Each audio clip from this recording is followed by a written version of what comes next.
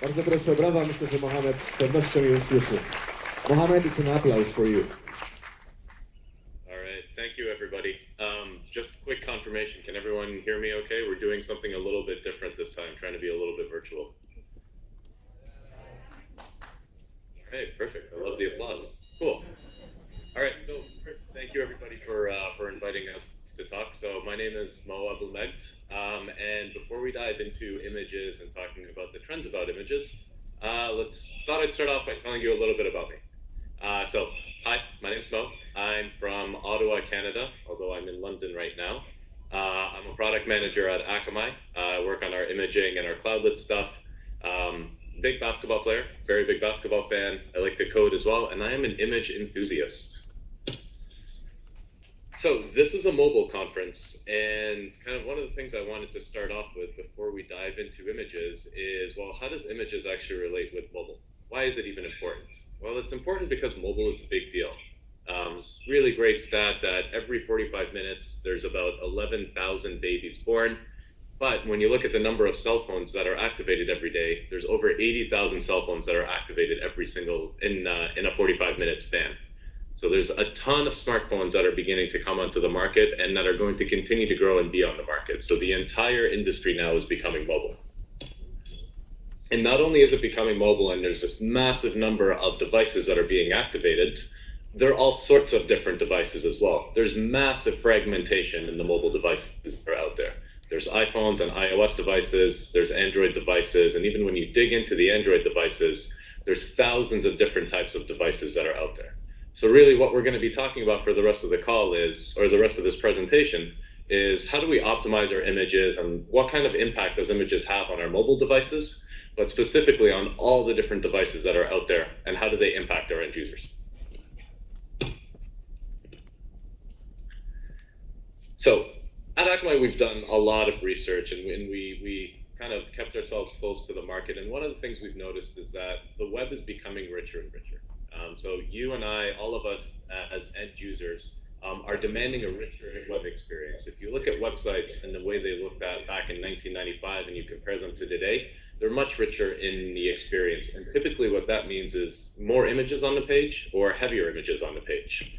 And the reason why all of you and everyone in the industry is going in that direction is because we know that when you are able to deliver a really great rich experience to your end users, you're going to increase your engagement. You're just going to give your users a really pleasurable or a pleasant experience. The challenge, though, is how do you deliver these really rich, great interactive imagery in this mobile world we talked about that's growing and growing quickly and that is incredibly fragmented? Because an image that looks great on an iPhone isn't an image that looks great on an Android. So how do we ensure that ensure that all of our end users get a great experience, regardless of the device they're coming in on? And remember that previous slide we looked at, there's thousands of different devices. So this is a hard challenge for us to crack. But it's a challenge that we want to solve. We've kind of hit this really neat inflection point now where the majority of traffic that's going over the net is over mobile. So we've kind of hit this inflection point where the majority of the internet is over mobile. So this is definitely a space which we want to optimize for. And later on, we'll talk about how we optimize for it. So diving into pictures, they say that pictures speak 1,000 words, and they do. Brands and all of you in the audience need to deliver images to your end users because not only do they help make the experience look nicer and your page look nicer, they also create this emotional attachment with your brand. Seeing an image is much more emotive and much more brings up more emotions than looking at words on a screen. However, images are actually something that will, if not done correctly, will severely impact your performance. So kind of we say this whole thing of images are worth 1,000 words. Well, in reality, images are actually, when you're looking at the bytes involved, they're actually the equivalent of about 3.6 million words. So one of the challenges we want to solve for, and we'll go through this later today, is how do we ensure that we deliver imagery that's rich and engaging and exciting, but we do it in a way that doesn't impact the end user performance.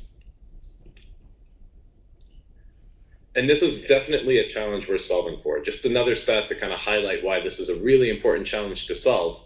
63% of all users, like us sitting here in the audience and me, whenever we're going and we're shopping online, say that product images are the absolute first thing that we look at on a page. If the images don't look crisp and they don't look great, we're not going to buy the products.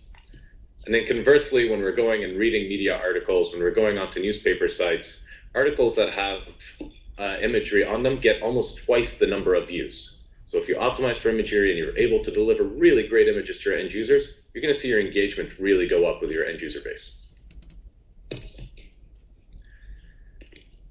So how much of the net is actually made up of images? So there's a couple cool stats here which show that today the average page weight, and that's the average page weight combined desktop and mobile devices as well, is made up, about 62% of it is made up of imagery.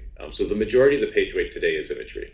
And when you're thinking of optimizing performance as well, if the majority of the weight of the page, whether it's a mobile page or a desktop page, is made up of imagery, images are the lowest hanging fruits. If you optimize your images, you're going to improve the performance for your site and really delight your end users.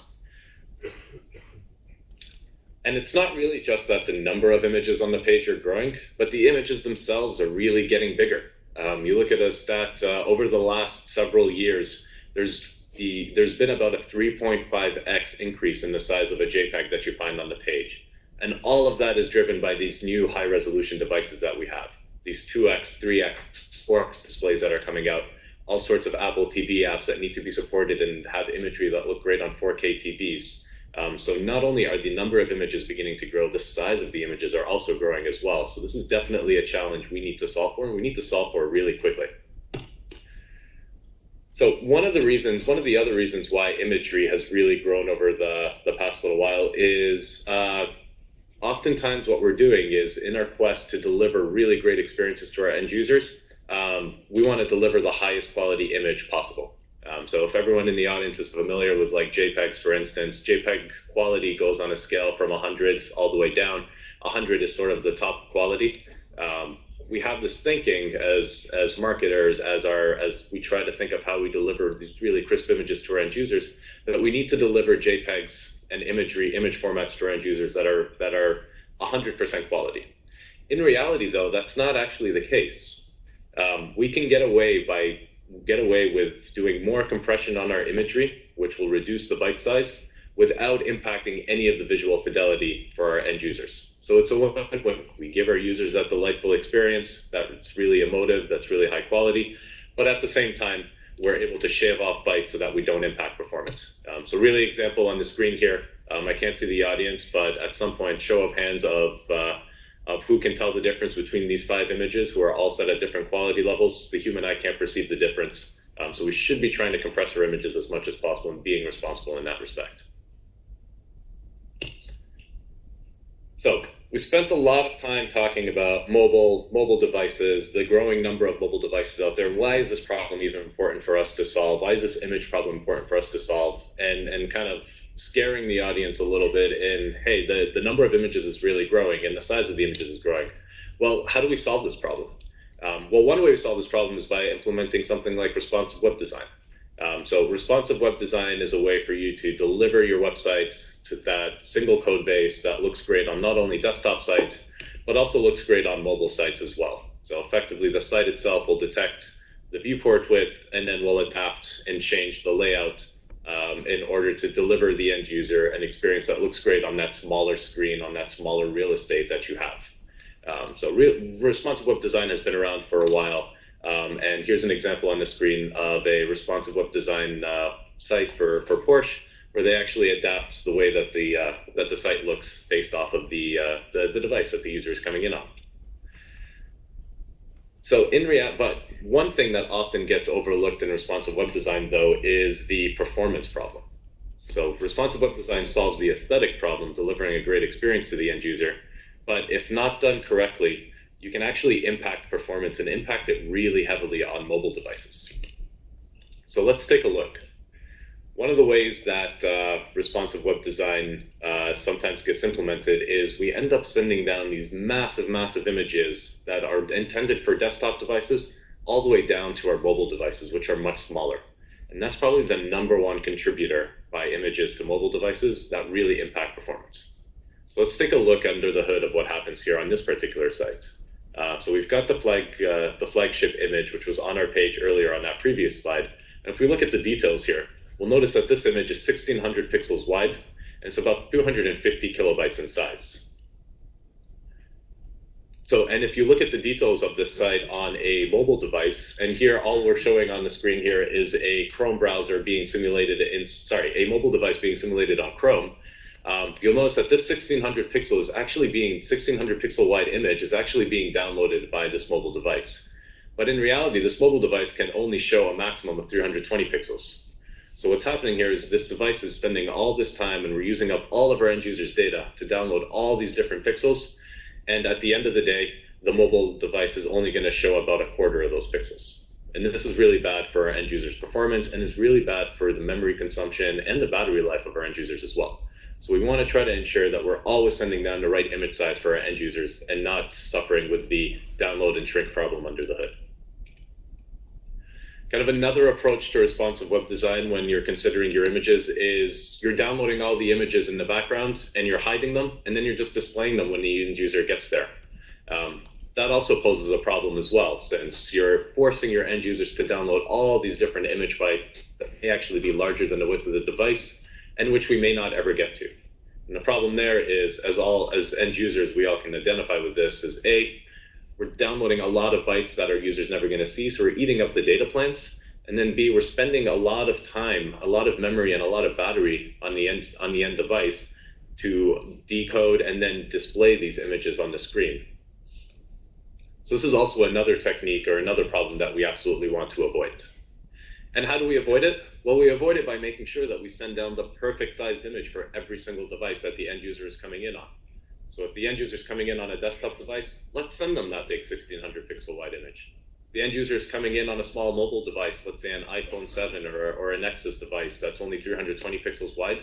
Well, let's make sure that that image that we want to send down to our end user is 320 pixels wide, so that we don't use their data plan, so that performance begins to increase and we don't use up the battery and the memory consumption on their phones. And at the end of the day, we delight our users with a really great experience.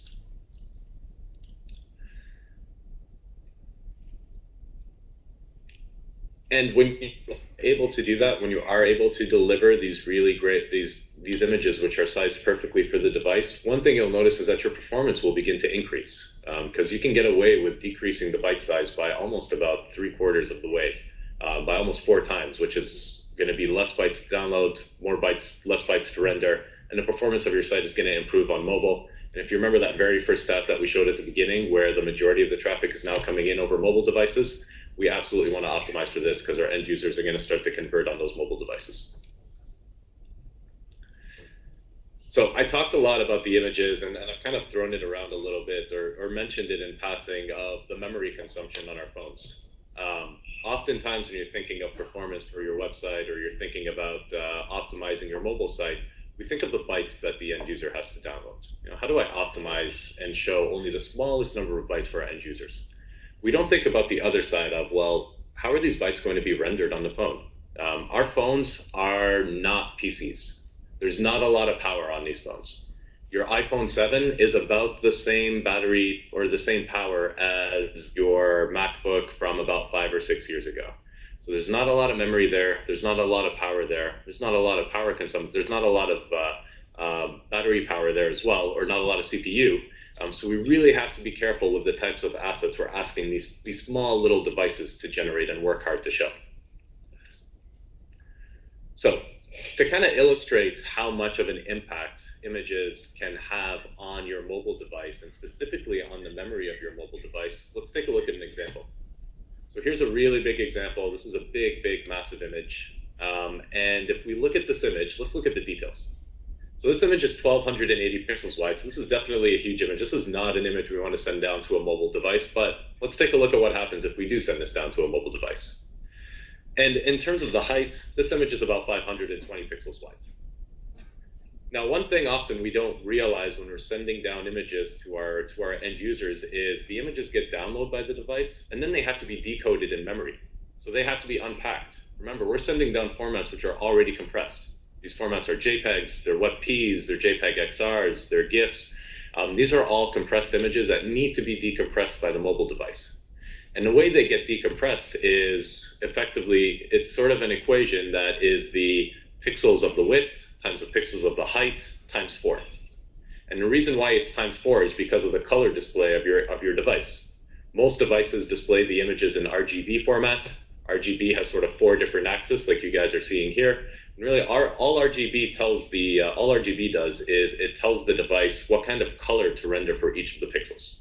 So here's an example where the pixel on the far left-hand side, these are the numbers that correspond to that black shade of color, and the pixel on the far right-hand side, these are the numbers that correspond to the brownish shape of the color. So in total, if you decompress this image, and we stick to that formula I talked about, which is pixel width times pixel height times 4, the amount of memory on the mobile device that this single image will have is 2.5 megabytes. You think of your phones, which maybe have 520 megabytes or have not that much memory. This is a massive amount of memory that's being devoted to just this one image. And remember, your website and your app is not the only thing that's competing for resources or memory resources on these mobile devices. There's apps running in the background. There's just a general operating system. There's emails. There's other apps that are running in the forefront as well.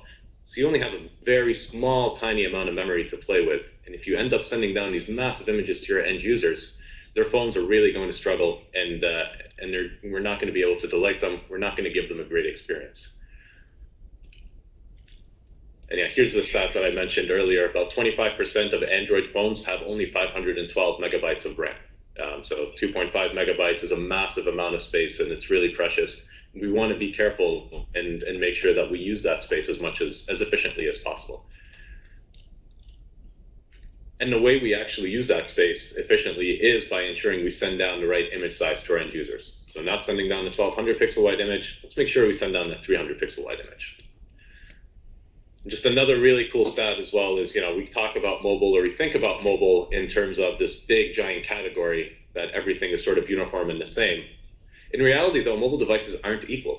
So here's a great example on the screen of a bunch of different mobile devices, and we ran an experiment to understand, well, how quickly can these mobile devices render the images? And you'll notice that it's all over the map. Every mobile device has its own amount of battery, its own power, its own memory, and has the ability to render things in different amounts of times. So you really have to be careful to ensure that there's consistency for all of your end users, regardless of the device they're coming in on. So we talked about, hey, well, it's easy to say, let's send down the right image size, but in reality, how do we do that? How do we detect and ensure, and how do we detect that our user is coming in on a mobile device that's 320 pixels wide, so I should send them a small image, or coming in on a desktop device, so I should send them the large image? Well, the nice thing is that out there in the industry, there's actually technologies and best practices to help you do that. So one of the ways to do that is by leveraging HTML5 and leveraging the source set. Effectively, the source set, and that's what the snippet of code is that we have here on the screen, allows you to do sort of if-else statements. If my viewport is X, send down image format Y. If my viewport is 640 pixels wide, send a medium-sized image. So this is a really great technique to be able to use in your responsive design sites to ensure that every one of your users, regardless of the screen size they're coming in on, they get the exact perfect image size.